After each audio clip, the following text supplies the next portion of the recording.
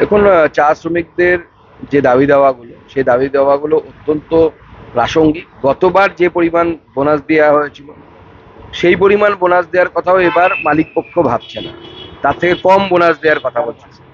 এবার 13% বলছে, গতবার সম্ভবত 18-19% ছিল। তো স্বাভাবিকভাবে চা শ্রমিকদের যে দাবি দাওয়াগুলো সেই দাবি দাওয়াগুলো পূরণ হওয়া উচিত, কিন্তু আমাদের সরকার মালিক পক্ষের হয়ে দালালি করছে। এবং সমস্ত মালিক, চা বাগানগুলো এখন যারা চালান, তারা সেই মালিকরা থাকেন হচ্ছে মুখ্যমন্ত্রীর পাড়ায়, সব ভবানীপুরের বাসিন্দা। আমি জানি না মুখ্যমন্ত্রী নেব বলছি দার্জিলিং এ পাহাড়ে চা শ্রমিকদের পুজো বোনাসের দাবিতে 12 ঘন্টা বন্ধ। কি বলবো? দেখুন, চা শ্রমিকদের যে দাবি দাওয়াগুলো সেই দাবি দাওয়াগুলো অত্যন্ত প্রাসঙ্গিক। গতবার যে পরিমাণ বোনাস দেওয়া হয়েছিল সেই পরিমাণ বোনাস দেওয়ার কথাও এবার মালিক পক্ষ ভাবছে না, তার থেকে কম বোনাস দেওয়ার কথা বলছে। এবার 13% বলছে, গতবার সম্ভবত 18-19% ছিল। তো স্বাভাবিকভাবে চা শ্রমিকদের যে দাবি দাওয়াগুলো সেই দাবি দাওয়াগুলো পূরণ হওয়া উচিত, কিন্তু আমাদের সরকার মালিক পক্ষের হয়ে দালালি করছে। এবং সমস্ত মালিক, চা বাগানগুলো এখন যারা চালান, তারা সেই মালিকরা থাকেন হচ্ছে মুখ্যমন্ত্রীর পাড়ায়, সব ভবানীপুরের বাসিন্দা। আমি জানি না মুখ্যমন্ত্রীর সাথে তাদের খুব ভালো সম্পর্ক আছে, হয়তো সেই জন্য চা শ্রমিকদেরকে বঞ্চিত করতে পারছে তারা। বাংলায় একমাত্র বন্যার টাকা থেকে বঞ্চিত বলছেন মুখ্যমন্ত্রী মমতা বন্দ্যোপাধ্যায়। কেউ যোগাযোগ করে না কেন্দ্র থেকে, একমাত্র রাজ্য সেটা বাংলা। দেখুন, এর আগে আমরা দেখেছিলাম আমফানের সময় 1000 কোটি টাকা এসেছিল, সেই 1000 কোটি টাকা যে কোথায় উবে গেল। আপনি এখনো আমফান ক্ষতিগ্রস্ত এলাকায় যান, সাধারণ মানুষ বলবে আমি টাকা পাইনি। তৃণমূল নেতাদের অ্যাকাউন্টে টাকা ঢুকেছে, পঞ্চায়েত প্রধানের স্ত্রীর অ্যাকাউন্টে টাকা ঢুকেছে। প্রথম কথা হচ্ছে, আপনার এই ন্যাচারাল ক্যালামিটিস নিয়ে আপনাকে প্রধানমন্ত্রীর সাথে বা প্রধানমন্ত্রীর দপ্তরের সাথে যোগাযোগ করতে হবে। মাননীয় মুখ্যমন্ত্রী কি কোনো চিঠি লিখেছেন কি মাননীয় প্রধানমন্ত্রীকে যে আমাদের বন্যা হয়েছে, আমাদের আপনার সাহায্য দরকার? উনি তো সারা জীবন লড়াই করতেই করতেই চলে গেলেন, প্রধানমন্ত্রীর সাথে লড়াই, এর সাথে লড়াই, যখনই পাচ্ছে যাকে পাচ্ছেন তাকে গুতোচ্ছেন। যেভাবে নিত্য প্রয়োজনীয় দ্রব্যমূল্যের দাম আকাশ ছোঁয়া হচ্ছে, সেখানেই এই যে বাজার নিয়ন্ত্রণ করা টাস্ক রোজই বেরোচ্ছে, কোনো রকম হেলদোল নেই। দেখুন, এই টাস্ক ফোর্স সবাই জানে যে তৃণমূল নেতাদেরকে টাকা দিলে পরে যা ইচ্ছে তাই রেট নেওয়া যায়। সব বাজারগুলো থেকে তোলাবাজি হয়, কোথায় কে দোকান বসাবে, কি বিক্রি করবে, সমস্ত কিছু তৃণমূল নেতাদেরকে তোলাবাজি দিয়ে হয়, পয়সা দিয়ে হয়, কাটমানি দিয়ে হয়। তো এবার স্বাভাবিকভাবে যারা কাটমানি দেবে তারা তো আর ওই টাস্ক ফোর্স মানবে না।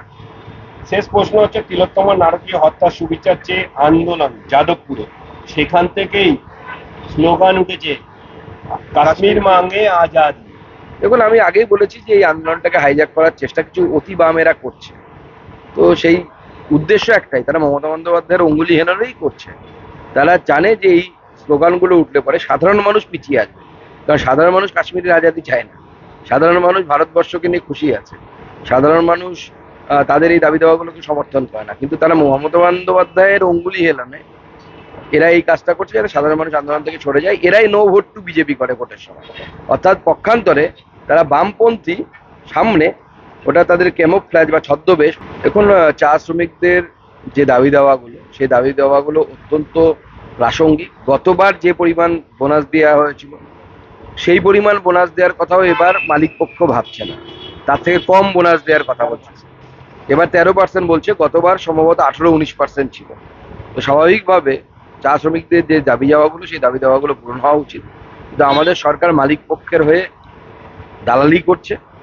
এবং সমস্ত মালিক, চা বাগানগুলো এখন যারা চালান, তারা সেই মালিকরা থাকেন হচ্ছে মুখ্যমন্ত্রীর পাড়ায়, সব ভবানীপুরের বাসিন্দা। আমি জানি না মুখ্যমন্ত্রী নেব বলছি দার্জিলিং এ পাহাড়ে চা শ্রমিকদের পুজো বোনাসের দাবিতে 12 ঘন্টা বন্ধ। কি বলবো? দেখুন, চা শ্রমিকদের যে দাবি দাওয়াগুলো সেই দাবি দাওয়াগুলো অত্যন্ত প্রাসঙ্গিক। গতবার যে পরিমাণ বোনাস দেওয়া হয়েছিল সেই পরিমাণ বোনাস দেওয়ার কথাও এবার মালিক পক্ষ ভাবছে না, তার থেকে কম বোনাস দেওয়ার কথা বলছে। এবার 13% বলছে, গতবার সম্ভবত 18-19% ছিল।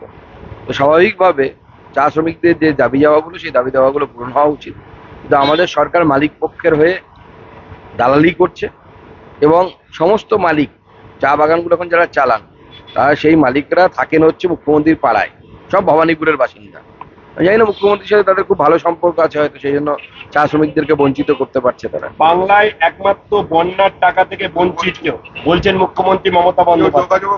কেউ যোগাযোগ করে না কেন্দ্র থেকে, একমাত্র রাজ্য সেটা বাংলা। দেখুন, এর আগে আমরা দেখেছিলাম আমফানের সময় 1000 কোটি টাকা এসেছিল, সেই 1000 কোটি টাকা যে কোথায় উবে গেল, আপনি এখনো আমফান ক্ষতিগ্রস্ত এলাকায় যান, সাধারণ মানুষ বলবে আমি টাকা পাইনি। তৃণমূল নেতাদের অ্যাকাউন্টে টাকা ঢুকেছে, পঞ্চায়েত প্রধানের স্ত্রীর অ্যাকাউন্টে টাকা ঢুকেছে। প্রথম কথা হচ্ছে, আপনার এই ন্যাচারাল ক্যালামিটিস নিয়ে আপনাকে প্রধানমন্ত্রীর সাথে বা প্রধানমন্ত্রীর দপ্তরের সাথে যোগাযোগ করতে হবে। মাননীয় মুখ্যমন্ত্রী কি কোনো চিঠি লিখেছেন কি মাননীয় প্রধানমন্ত্রীকে যে আমাদের বন্যা হয়েছে, আমাদের আপনার সাহায্য দরকার? উনি তো সারা জীবন লড়াই করতেই চলে গেলেন, প্রধানমন্ত্রীর সাথে লড়াই, এর সাথে লড়াই, যখনই পাচ্ছে যাকে পাচ্ছেন তাকে গুতোচ্ছেন। যেভাবে নিত্য প্রয়োজনীয় দ্রব্যমূল্যের দাম আকাশ ছোঁয়া হচ্ছে, সেখানেই এই যে বাজার নিয়ন্ত্রণ করা টাস্ক রোজই বেরোচ্ছে কোনো রকম হেলদোল নেই। দেখুন, এই টাস্ক ফোর্স সবাই জানে যে তৃণমূল নেতাদেরকে টাকা দিলে পরে যা ইচ্ছে তাই রেট নেওয়া যায়, সব বাজারগুলো থেকে তোলাবাজি হয়, কোথায় কে দোকান বসাবে, কি বিক্রি করবে, সমস্ত কিছু তৃণমূল নেতাদেরকে তোলাবাজি দিয়ে হয়, পয়সা দেওয়া হয়, কাটমানি দেওয়া হয়। তো এবার স্বাভাবিকভাবে যারা কাটমানি দেবে তারা তো আর ওই টাস্ক ফোর্স মানবে না। শেষ প্রশ্ন হচ্ছে, তিলোত্তমা নারকীয় হত্যা সুবিচার চেয়ে আন্দোলন যাদবপুরে, সেখান থেকেই স্লোগান উঠেছে কাশ্মীর মাঙ্গে আজাদি। দেখুন, আমি আগেই বলেছি যে এই আন্দোলনটাকে হাইজ্যাক করার চেষ্টা কিছু অতি বামেরা করছে। তো সেই উদ্দেশ্য একটাই, তারা মমতা বন্দ্যোপাধ্যায়ের অঙ্গুলি হেনরেই করছে।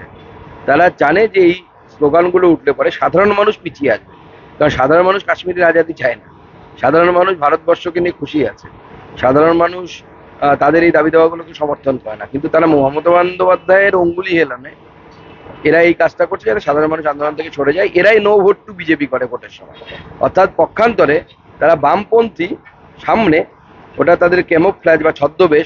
দেখুন, চা শ্রমিকদের যে দাবি দাওয়াগুলো, সেই দাবি দাওয়াগুলো অত্যন্ত প্রাসঙ্গিক। গতবার যে পরিমাণ বোনাস দেওয়া হয়েছিল, সেই পরিমাণ বোনাস দেওয়ার কথাও এবার মালিক পক্ষ ভাবছে না, তার থেকে কম বোনাস দেওয়ার কথা বলছে।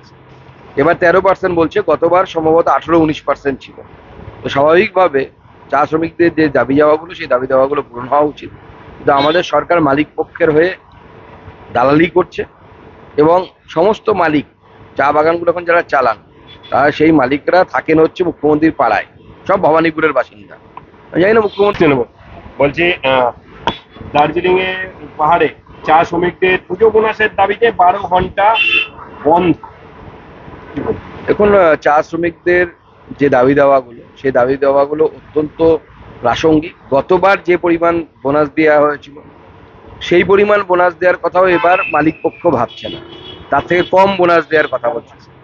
এবার 13% বলছে, গতবার সম্ভবত 18-19% ছিল। তো স্বাভাবিকভাবে চা শ্রমিকদের যে দাবি দাওয়াগুলো, সেই দাবি দাওয়াগুলো পূরণ হওয়া উচিত। কিন্তু আমাদের সরকার মালিক পক্ষের হয়ে দালালি করছে, এবং সমস্ত মালিক, চা বাগানগুলো এখন যারা